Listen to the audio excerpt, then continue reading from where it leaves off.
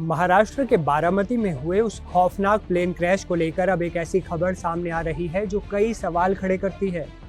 जिस हादसे में महाराष्ट्र के डिप्टी सीएम अजीत पवार समेत 5 लोगों की मौत हो गई, उसकी शुरुआती जांच रिपोर्ट ने सबको चौंका दिया है। सूत्रों के मुताबिक शुरुआती जांच में लैंडिंग के दौरान पायलट की ओर से एक बड़ी चूक होने का अंदेशा जताया गया है। सवाल यह है, क्या पायलट ने रनवे की पोजीशन को आंकने में गलती कर दी थी? क्या वो आखिरी सेकंड्स का फैसला था जिसने सब कुछ तबाह कर दिया? हालांकि ये अभी प्रारंभिक जानकारी है, लेकिन जांच के तार अब उस दिशा में मुड़ गए हैं जहां ये माना जा रहा है कि दूसरी बार लैंडिंग की कोशिश के दौरान शायद पायलट से कोई बड़ी गड़बड़ी हुई।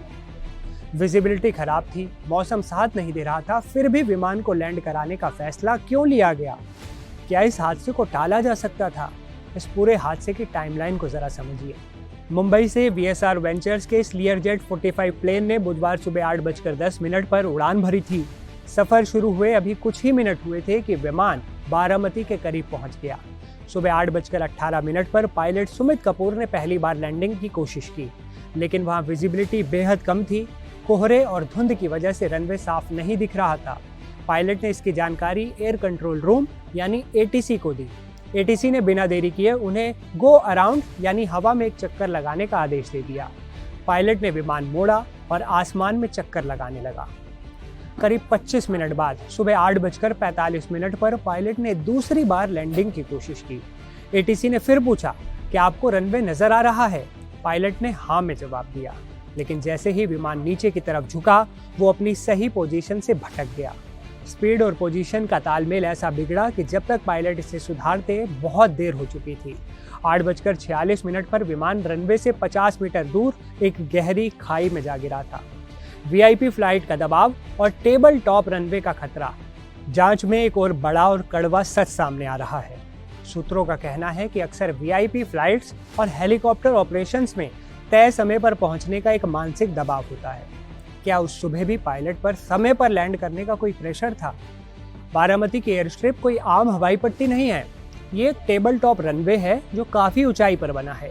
ऐसे रनवे पर एक छोटी सी चूक भी जानलेवा साबित होती है।